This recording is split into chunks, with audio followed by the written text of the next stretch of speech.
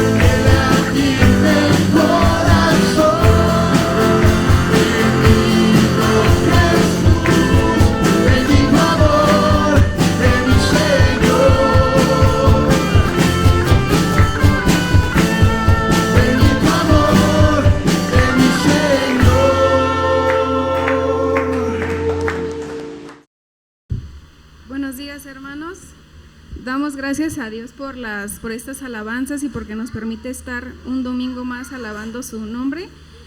En este momento los invito a abrir sus Biblias en Mateo capítulo 20 del versículo 1 al versículo 11.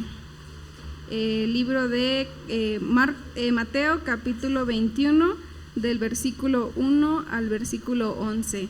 Leemos alternadamente, empiezo con el primero, ustedes el segundo y nos unimos en el capítulo 11, por favor. Se ponen de pie cuando tengan la lectura.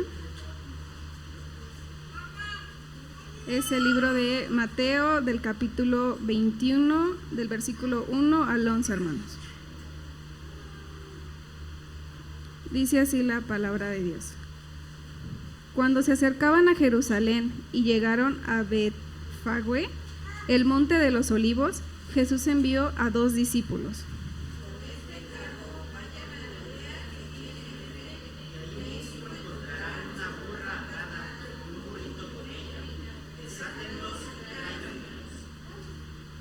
Si alguien les dice algo, díganle que el Señor lo necesita, pero que ya se lo devolverá.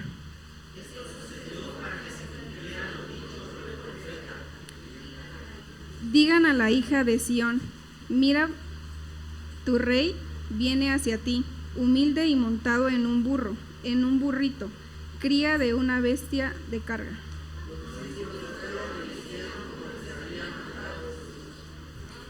Llevaron la burra y el burrito y pusieron encima sus mantos, sobre los cuales se sentó Jesús.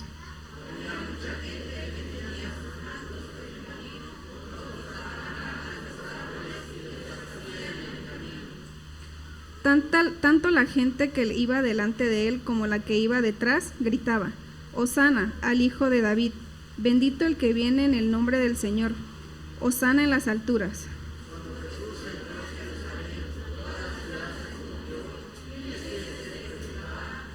Este es el profeta Jesús de Nazaret, Galilea, contestaba la gente. Con esto le damos paso al pastor que trae la predicación de la mañana.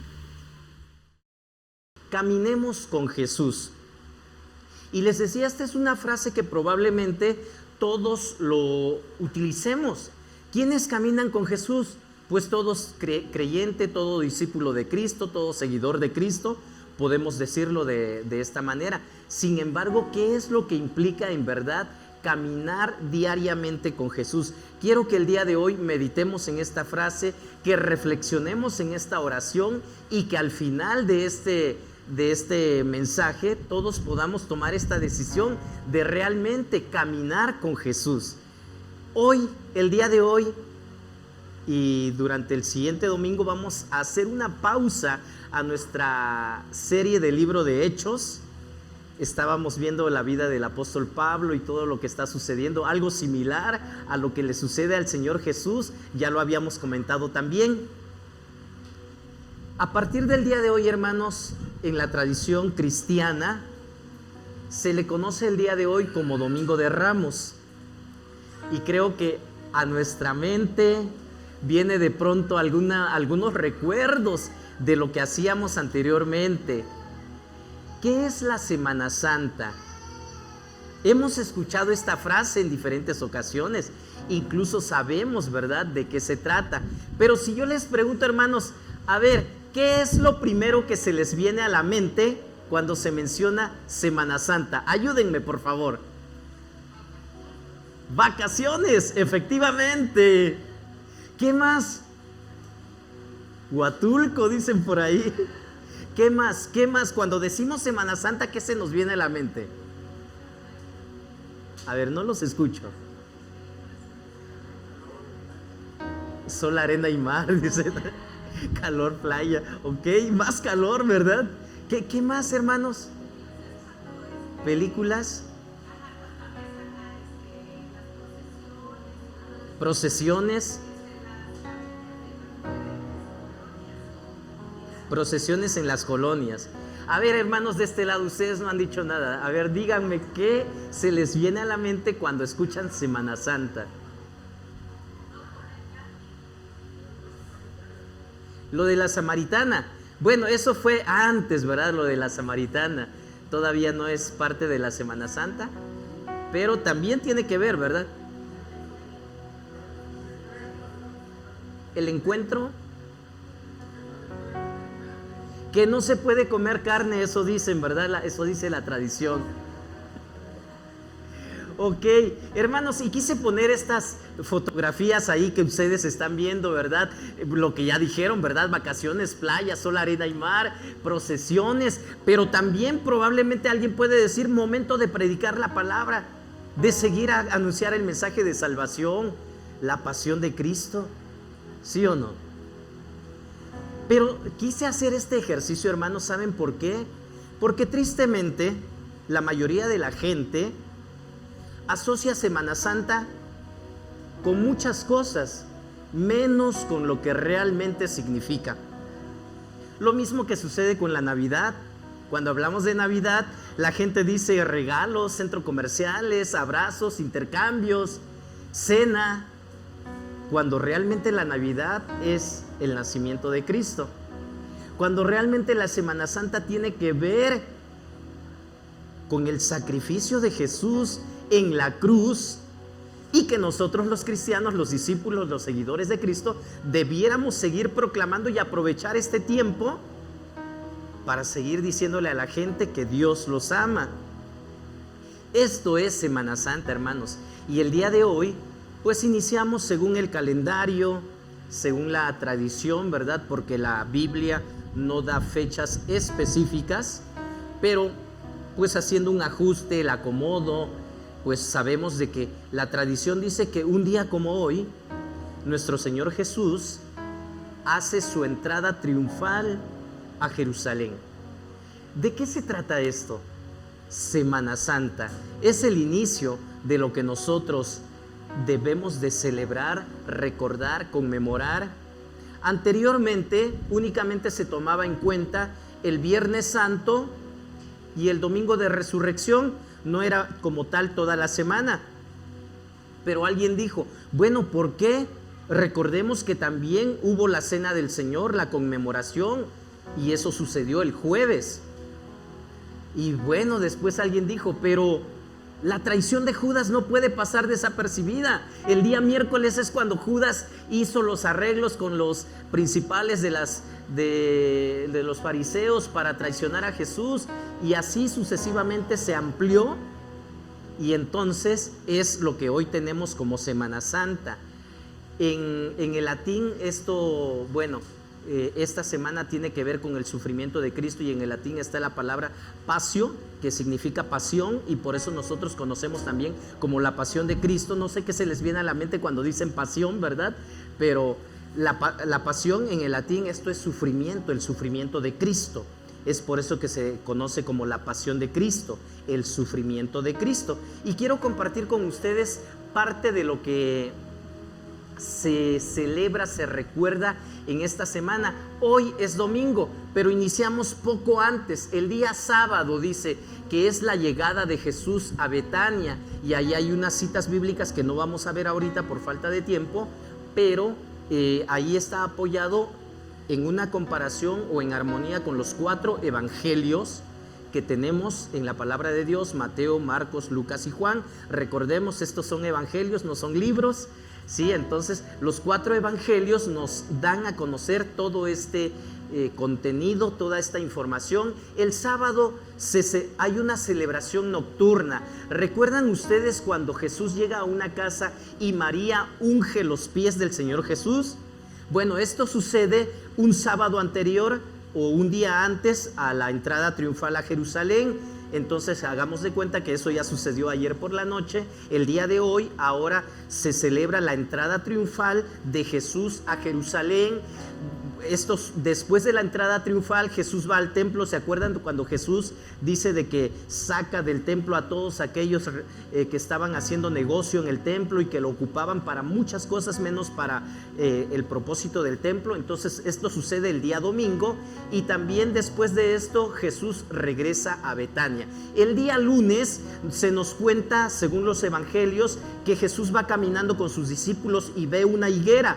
Él está dando enseñanzas de que todo esto va a terminar, de que ahí está iniciando el final de su ministerio aquí en la tierra, y les da muchas enseñanzas a sus discípulos. Ven una higuera por el camino y Jesús les dice: ven esa higuera tiene un propósito, pero ¿saben qué? No tiene nada, no tiene fruto. Entonces ahí está lo de la maldición de la higuera. Sucede el día lunes, la purificación del templo, milagros, desafíos, y otra vez regresa a Betania. El día martes dice de que vuelven a pasar donde estaba la higuera que habían visto anteriormente, y entonces ahí ven que la higuera ya estaba seca.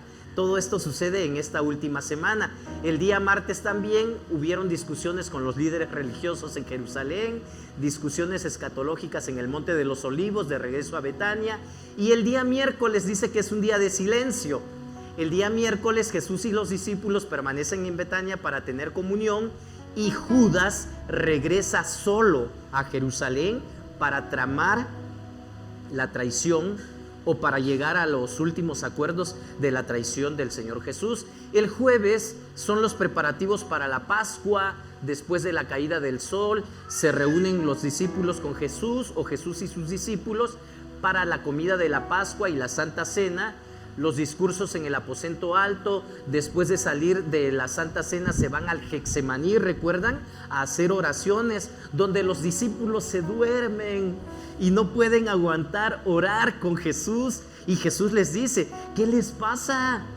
Les estoy contando que algo terrible viene y ustedes se ponen a dormir. ¿Qué sucede? ¿Por qué? Y entonces todo esto sucede el jueves. Viernes no se nos dan horas, ¿verdad?, específicas en la Biblia, pero en algún momento, probablemente después de la medianoche, sucede la traición y el arresto de Jesús, cuando Él se encuentra en el Getsemaní, ¿se acuerdan? Bueno, ahí empieza el juicio con Jesús, el juicio judío.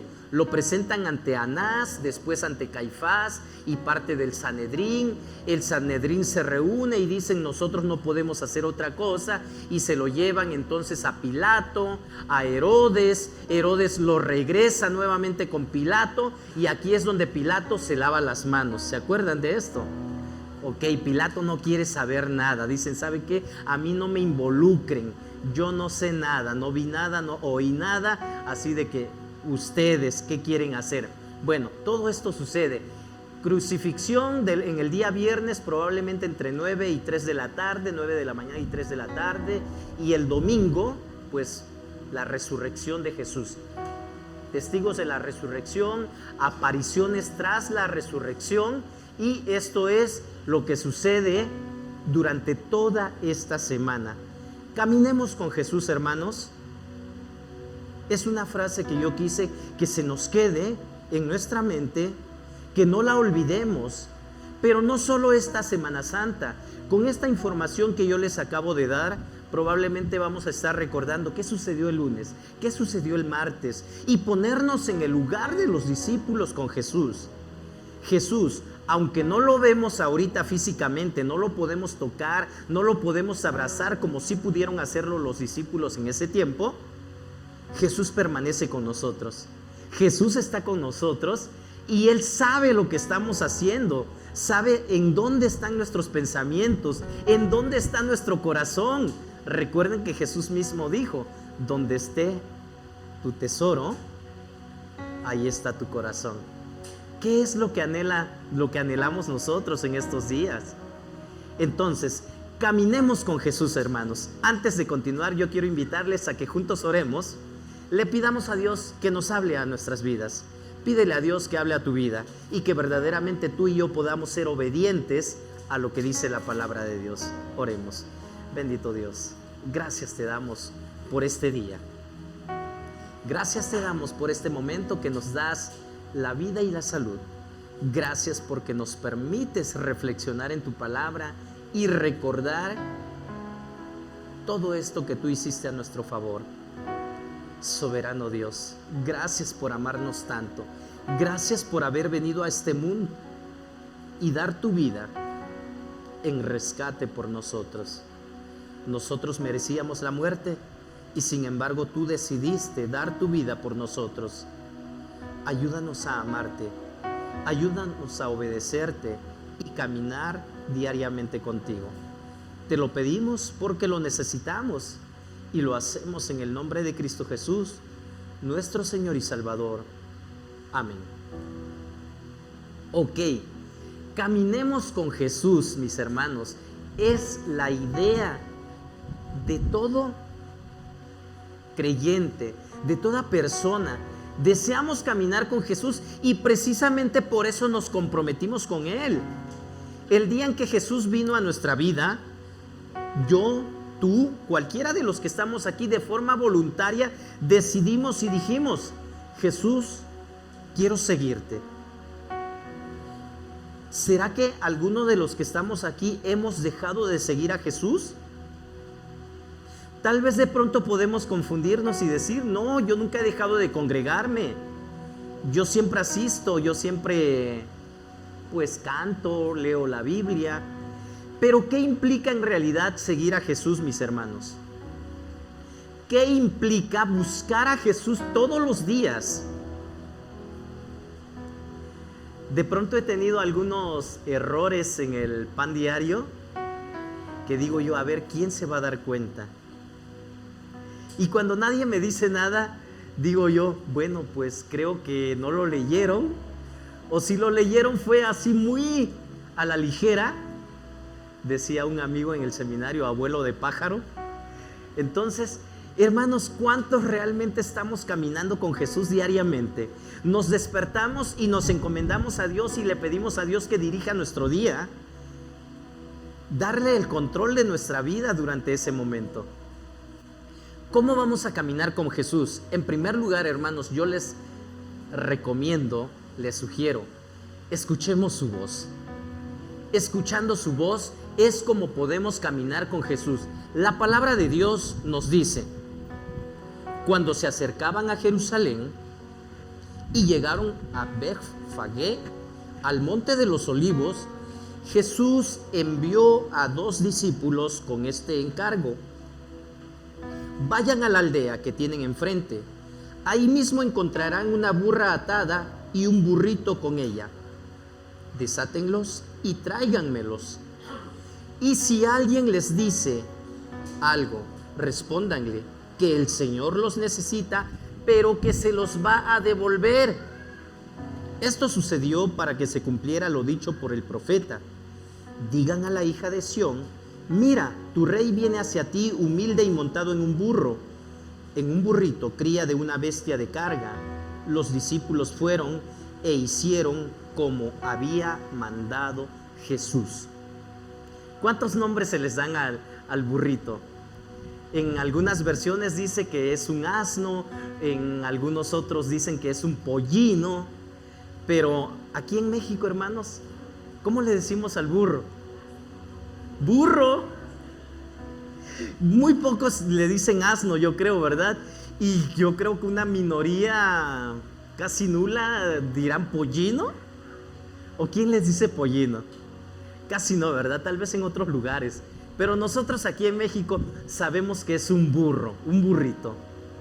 Y eso es lo que dice la palabra.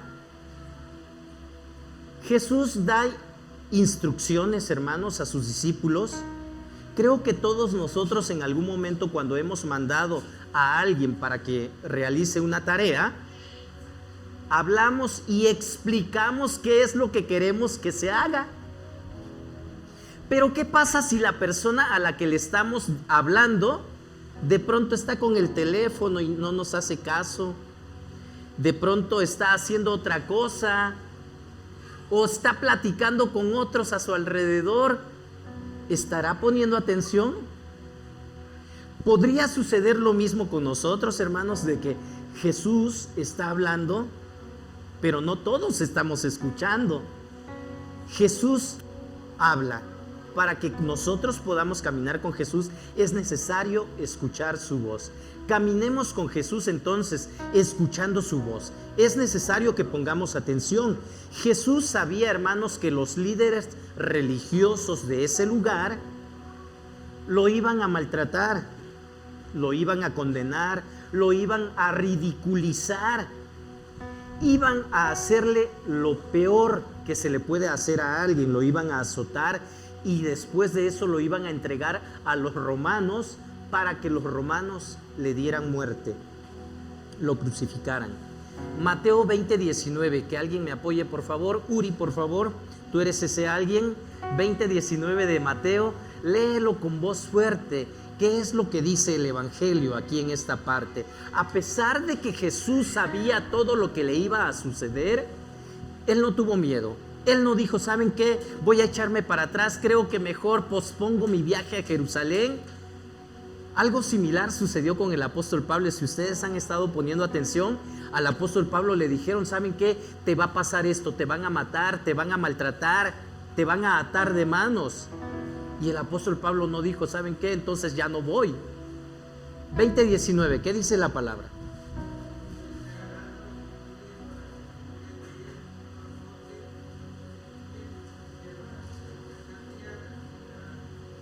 Jesús no desconocía lo que le iba a suceder, ¿sí?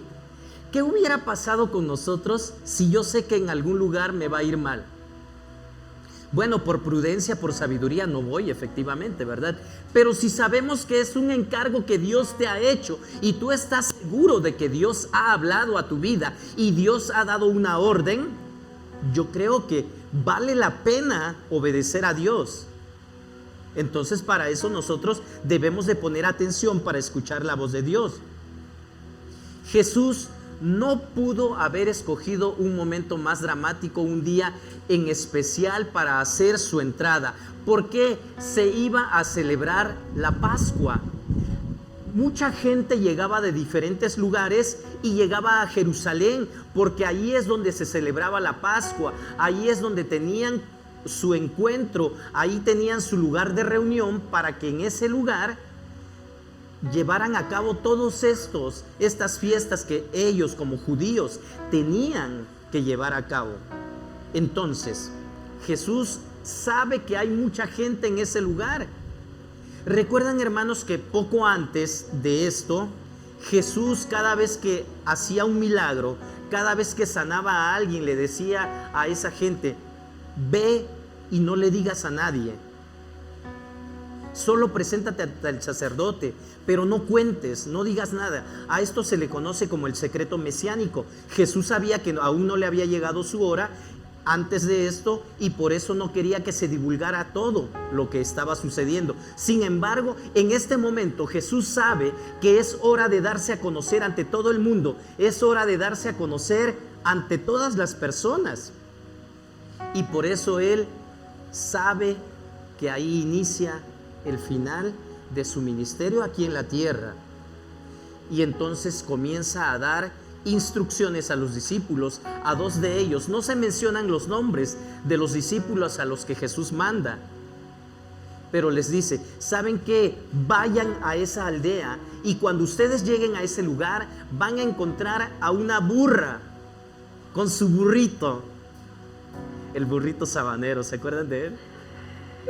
Bueno, ese burrito es un burrito que nadie ha montado antes. Tráiganmelos. Y si alguien les pregunta, ustedes van a decir: el Señor lo necesita. ¿Qué pasaría, hermanos, con nosotros? Ok, si yo veo que estoy en mi casa tranquilamente y de pronto unas personas llegan y se meten al coche del vecino y se lo llevan, probablemente yo no diga nada porque no es mío, ¿verdad? Pero si llegan y se quieren llevar mi coche, ¿qué creen que yo diría? ¿O qué dirías tú? ¿Y ustedes por qué se están llevando? No es de ustedes. Pero si dicen esas personas: ¿saben qué? El Señor lo necesita. Bueno, creo que este ejemplo es únicamente para que reflexionemos y veamos que cuando es una propiedad mía, cuando algo me pertenece, yo soy el que va a preguntar: oye, pero ¿por qué quieres que yo te lo dé? Es mío. ¿Cuántas veces de pronto Dios nos habla y nos dice: ¿sabes qué? Yo quiero que pongas esto a mi servicio, yo quiero que pongas esto para mi gloria, para mi honra? Y mucha gente de pronto, a lo largo del tiempo que he caminado en el cristianismo, he escuchado a personas que dicen: no, es que pues gracias a Dios ya tengo mi casita, y qué bueno, ¿verdad? Es para la gloria de Dios y es para el reino y es para Dios y Dios me lo concedió. Pero de pronto, pues hermano, ¿podemos tener una reunión ahí? Creo que no podemos. Bueno, tal vez podrá hospedar a alguien en ese lugar. No creo que sea posible. O tal vez de pronto algunos: pastor, qué bueno que ya tuve un vehículo y oren por mi vehículo para que le vaya bien, para que no choque, para que no tenga ningún problema. Y de pronto, hermanos, necesitamos a alguien que nos apoye para transportar ciertas cosas. ¿Y por qué? Creo que no puedo. En otra ocasión sería posible. Pero creo que cuando Dios está llamando y cuando Dios quiere hacer uso de algo, nos lo va a decir. Y es ahí donde nosotros tendríamos que estar atentos, yo creo, ¿verdad? Para poder decir, si el Señor lo necesita, entonces ahí está. Si el Señor lo necesita, es para algo importante, para algo que va a ayudar para que su reino siga extendiéndose, para que su gloria se dé a conocer. Y entonces, hace mucho tiempo, 500 años antes, ya se había profetizado que esto iba a suceder. ¿Quién iba a ser ese dueño de esos burritos? No se dice el nombre, ¿verdad? Pero 500 años antes, aproximadamente, recordemos que hubo un periodo de silencio donde no se dio a conocer nada. Gracias, hermano. Hubo un periodo de silencio donde no se dio a conocer nada, pero el profeta ya había dicho que esto iba a suceder. ¿Quién habría sido el dueño de ese burrito o de esos burritos? Que supo entender que si el Señor lo necesitaba, no opuso resistencia. Pudo haber dicho, a ver, pues que venga ese Señor y que me diga, ¿verdad? Escuchemos la voz de Dios. Escuchemos la voz de Dios. Zacarías 9 menciona que esto iba a suceder. Y en la profecía se dice que era un animal, no se mencionan dos, ¿verdad? Pero si nosotros sabemos que Mateo entendía el hebreo, y él cita esta parte, ¿verdad?, completa, que afirma que Jesús montó sobre el pollino, sobre el burrito, no sobre la burra. Mateo es el único evangelio que menciona a los dos, a la mamá y al burrito. Los demás evangelios, Marcos, Lucas y Juan, nada más mencionan a uno, al burrito. Por lo tanto, en medio de todo esto, mis hermanos, aquí Mateo nos dice que eran los dos y que Jesús dijo, tráiganmelos, hablando en plural, que llevaran a los dos. ¿Por qué? Porque probablemente el burrito pues iba a ir a donde iba la mamá. Y como era un burrito pequeño que nunca nadie había montado, entonces esos animales hay que domarlos, hay que domesticarlos.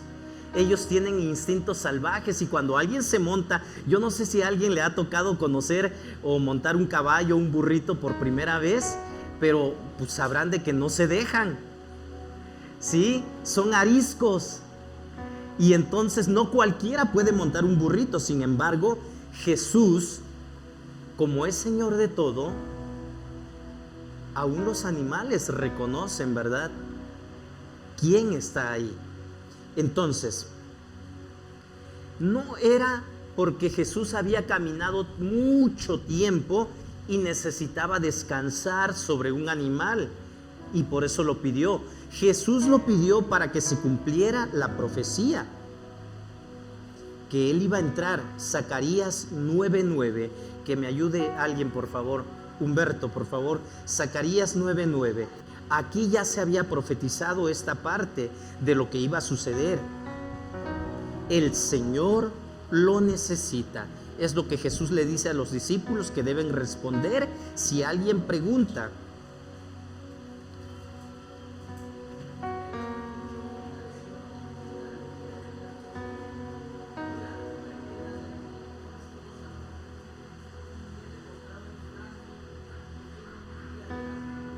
Ok, y ahí se menciona, ¿verdad?, que tu rey viene montado sobre un asno, sobre un burrito.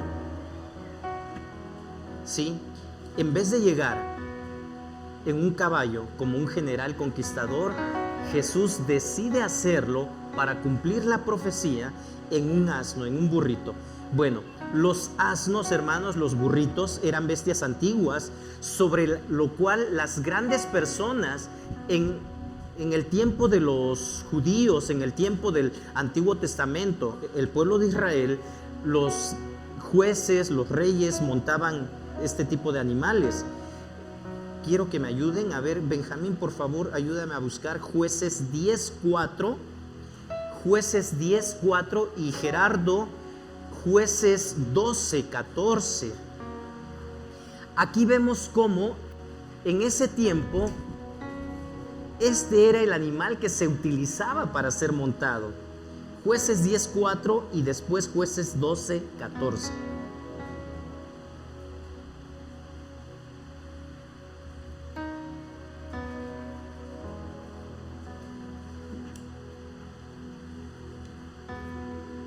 ¿Sí lo tienen? Adelante.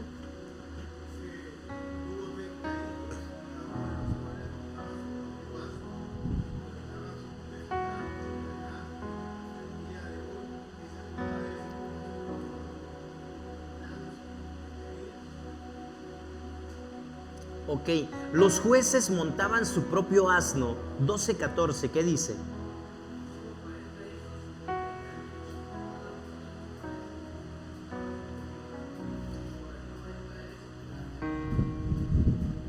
Era un privilegio que alguien tuviera un asno para montar, y esto únicamente lo tenían los jueces, las autoridades.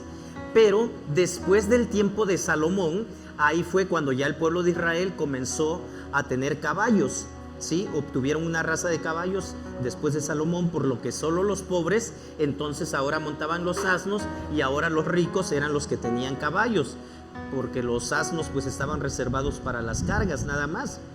Bueno, pero esta entrada de Jesús a Jerusalén, hermanos, debemos de tener presente que tenía que cumplir un propósito. Esta entrada a Jerusalén ha sido llamado también como el triunfo de Cristo, y ciertamente era un triunfo porque era el triunfo de la humildad sobre el orgullo y la grandeza del mundo. ¿Qué es lo que espera el mundo? Que la persona que llega con autoridad pues vaya vestido de ropas reales, que vaya en el mejor carruaje, en un caballo de raza probablemente, ¿verdad?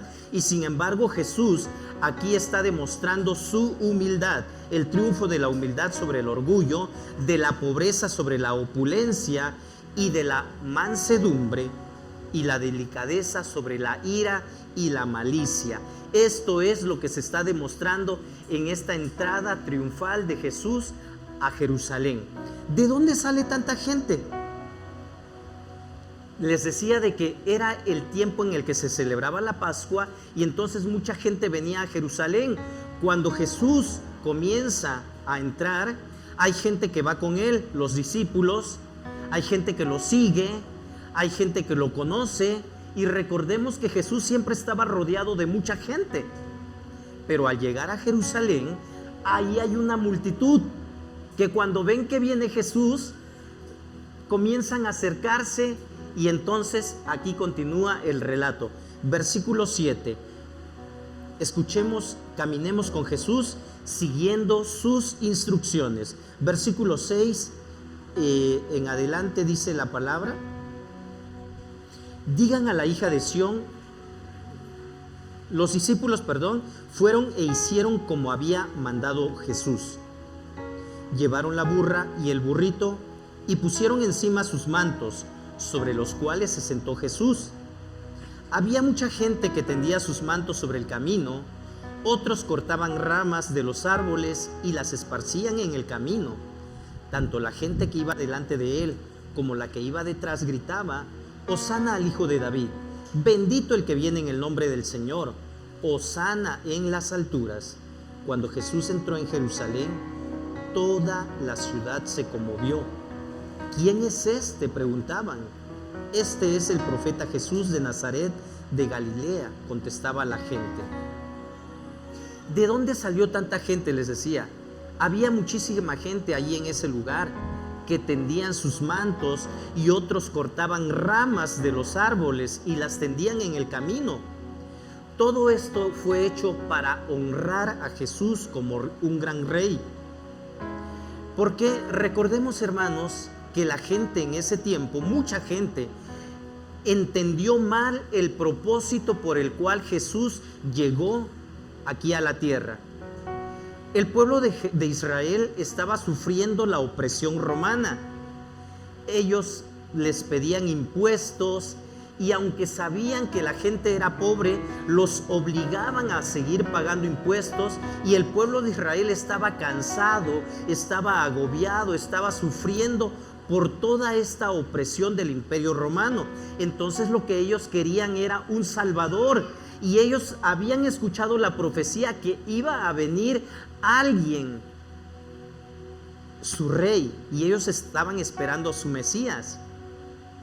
Pero mucha gente entendía y creía que ese Mesías era un conquistador, que era un general que los iba a salvar del oprobio, de la opresión de los romanos. Entonces ellos esperaban a alguien, a un jefe militar, la mayoría. Y entonces cuando se unen y dicen, Él es el Mesías, están esperando que ese Mesías los salve. La palabra Hosana significa sálvanos, ayúdanos, redímenos, ten misericordia de nosotros. Eso es lo que decía la gente en ese lugar. Sálvanos de todo esto que está sucediendo. Y por eso empiezan. Y Jesús sí venía a salvarlos, pero Jesús venía a salvarlos de la esclavitud, de la muerte.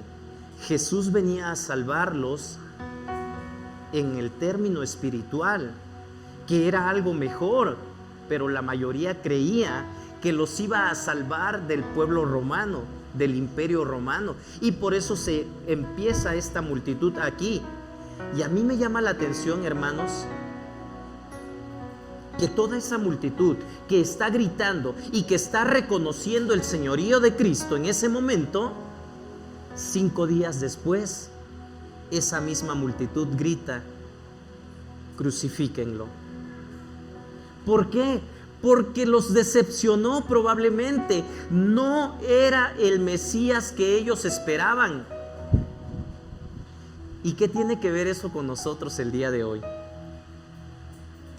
He conocido a diferentes personas y mucha gente ha afirmado y decir, yo quiero seguir a Jesús, quiero servirle. Durante mi juventud, en la adolescencia tal vez, conocí a unos amigos y escuché a un muchacho decir, yo ya no voy a volver atrás, yo quiero seguir a Jesús, en Él he encontrado la salvación. Y me pareció muy interesante, tengo en mente cuando lo vi pasar al frente de la iglesia y afirmar que quería seguir a Jesús. Pero más adelante sus familiares tuvieron ciertos problemas y se alejaron de la iglesia. Hasta el día de hoy nadie de ellos ha regresado. Y de pronto he tenido contacto a través de las redes sociales con él y le he invitado a acercarse a una iglesia. Y no quiere saber nada de la iglesia, no quiere saber nada de Jesús. Y esto es por mencionar un ejemplo. Cuando Dios no cumple lo que yo quiero que haga en mi vida, mucha gente se decepciona y se aleja. Y nosotros, hermanos, de pronto no estaríamos haciendo algo similar a lo que hizo el pueblo de Israel. De pronto nosotros, si no hace Dios lo que nosotros queremos que Él haga, ¿seguimos firmes y seguimos fieles en el camino de Dios? Esa gente le dio la espalda a Jesús, a pesar de que en este momento ellos reconocían que Él era el Mesías, que Él era un rey, que Él era el Salvador. Qué triste es ver esto, ¿verdad? Y nosotros pudiéramos decir, bueno, qué terrible fue ese pueblo de Israel. Pero ¿cuántas veces nosotros podríamos haber actuado igual? Hosana al Hijo de David. Esta era una abierta adoración mesiánica de Jesús. Y esta palabra Hosana la encontramos en el libro de los Salmos. Entonces, esto era un grito de ayuda. Sálvanos, sálvanos. Es un clamor del pueblo por liberación y ayuda en el momento de aflicción, de dificultad. Pero sin embargo, esto fue lo que sucedió. El Evangelio según San Lucas nos narra también que después de esto Jesús llora por Jerusalén. Jesús llora porque sabe que esa gente, toda esa multitud, ahorita está con Él, pero más adelante, días después, va a estar dándole la espalda, va a estar pidiendo su muerte. este es Jesús, el profeta de Nazaret, dice la gente. Mucha gente curiosa llegó a ese lugar y no sabían quién era Jesús. Y ellos le dicen, este es Jesús, el profeta de Nazaret de Galilea. Mateo 2:23. Onelio, ayúdame por favor. Mateo 2:23. Esto continúa la anterior identificación de Jesús. Ellos decían que era de Nazaret. Sonaría extraño para cualquiera, ¿verdad? Especialmente para los dirigentes religiosos, que un profeta pudiera venir de una ciudad oculta y poco conocida, de Nazaret. ¿Qué dice Mateo 2:23?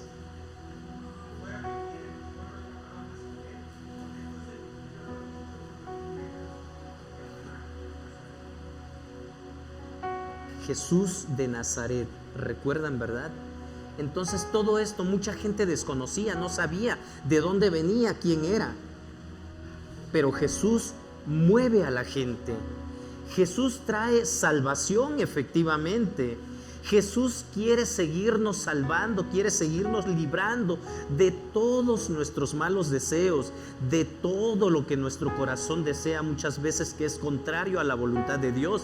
Y es aquí donde el pueblo entero el día de hoy también deberíamos de decir, sálvanos Dios. Y no porque no tengamos la salvación que Él ya nos ha dado, sino que nos salve de todo aquello que va en contra de su voluntad, todos aquellos malos pensamientos, todos aquellos malos deseos, todas aquellas malas actitudes, todos aquellos malos hábitos que probablemente sigamos arrastrando. No sabían mucho de lo que iba a suceder más adelante. Sin embargo, en esta parte, que yo creo que muchos eran sinceros en su deseo, no todos era así. Entonces esto es lo que sucedió ese domingo que el día de hoy conocemos como Domingo de Ramos. Ese domingo de la entrada triunfal de Jesús a Jerusalén.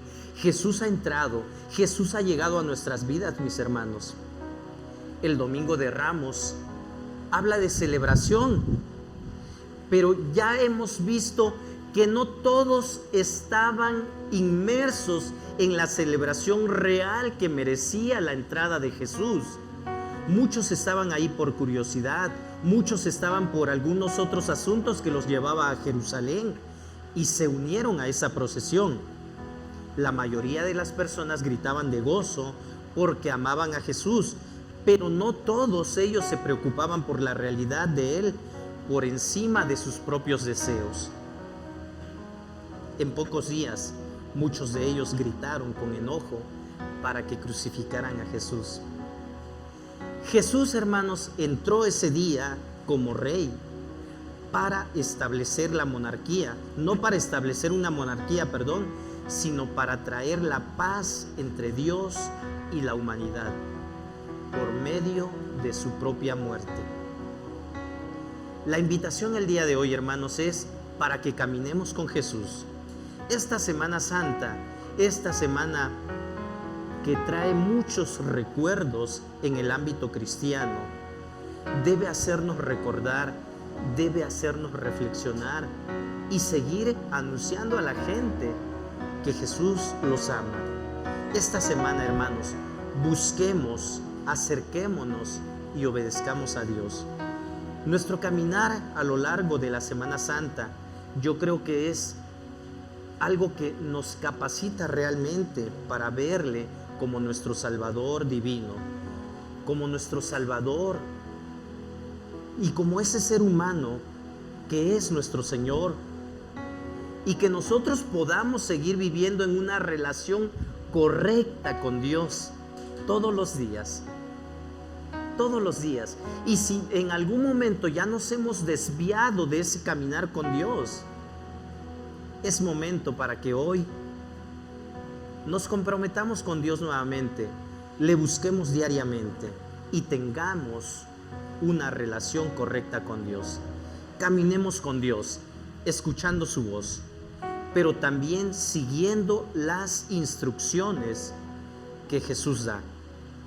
Muchas veces sabemos lo que debemos hacer, pero no lo hacemos porque decimos, creo que Jesús me entiende y sabe que si hoy no voy a ir al templo es porque no está a mi alcance. Creo que Dios nos ha dado la sabiduría, nos ha dado el poder de decidir lo que hacemos o no hacemos, pero las prioridades siempre las vamos a poner nosotros. ¿Cuál es tu prioridad? ¿Caminar con Jesús o hacer todo lo contrario? ¿Cuál es tu prioridad en este mundo? ¿Cuál es tu prioridad en esta vida? La invitación es a que sigamos caminando, y si hemos olvidado nuestro caminar con Dios, caminemos con Dios, busquemos a Dios, escuchemos a Dios, pero sigamos esas instrucciones que Dios da. Los discípulos que recibieron esas instrucciones no lo hicieron a su manera, ¿verdad? Hicieron tal y como Jesús les dijo. Entonces, el día de hoy, hermanos, recordemos que Jesús da instrucciones y nosotros solo tenemos que obedecer. Oremos y encomendémonos a Dios para seguir adelante caminando con Dios. Padre Santo, gracias nuevamente. Gracias por escuchar nuestras voces y por hablar a nuestras vidas. Alabamos y bendecimos tu nombre. El día de hoy recordamos lo que tú hiciste, algo grandioso, maravilloso, que nadie más pudo haber hecho. Sin embargo, Padre Santo, el día de hoy también clamamos: Hosana, sálvanos, oh Dios, líbranos de todo lo malo que aún nos aqueja, líbranos de todo aquello que aún viene a nuestras vidas para querer esclavizarnos. Guíanos para hacer tu voluntad. Ayúdanos, Padre Santo, a ser sensibles a tu voz, pero sobre todo a obedecerte, a poner por sobre todas las cosas tu voluntad.